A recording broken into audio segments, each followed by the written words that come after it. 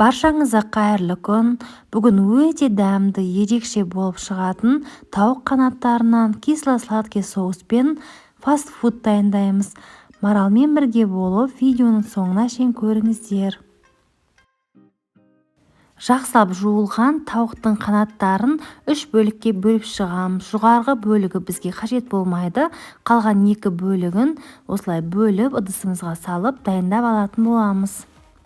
Тауық қанаттарына алдымен крахмал, тұз, қара бұрыш, соя және жұмыртқаның ақуызы, сонан соң сарымсақты салып жақсылап араластырып, жарты сағатқа бетін жауып маринадқа қойып қоямыз. Өте ерекше кисло-сладкий соус терияки дайындаймыз. Терияки көбінесе балық және де ет өнімдерін пайдаланған кезде қолданылады. Пешке қоятын ыдысымызға соевый соус, су, құмшекер, крахмал, бал, зімбір, сарымсақ, алма сірке суы, сұйық майды қосып жақсылап араластырамыз. Жай отқа қоямыз. Осы массамыз қайнауға дейін алып барамыз. Сонан соң 1-2 минутта қайнатып, оттан шешіп аламыз. Ыстық кезінде ситадан өткізіп аламыз. Соусымыз дайын болды. Өте ерекше болып шықты. Міндетті түрде жасап көріңіздер. Тапамыздың барлық шетінде май жауып тұратындай етіп, сұйық майды құямыз және қыздырамыз.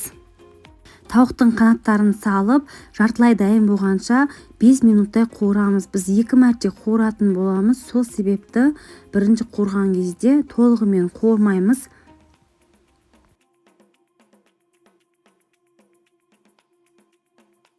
Тауық қанаттарын бөлек сүзіп аламыз және де толығымен суытамыз.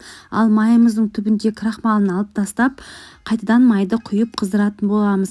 Келесі кезекте тағы да тауық қанаттарын салып толығымен пісіріп аламыз. Келесі бетіне аударып тұруды ұмытпаймыз.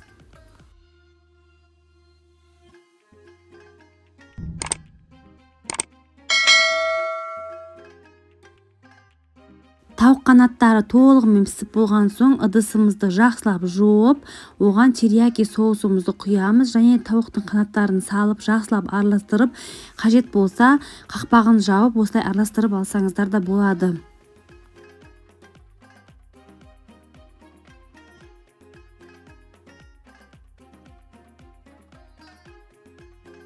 Тауық қанаттарын бөлек ыдысқа салып аламыз және де бетіне өз қалауларыңыз бойынша көк пияз және де күнжіттен сепсеңіздер болады. Міндетті түрде дәл осы менің рецептімен жасап көріңіздер.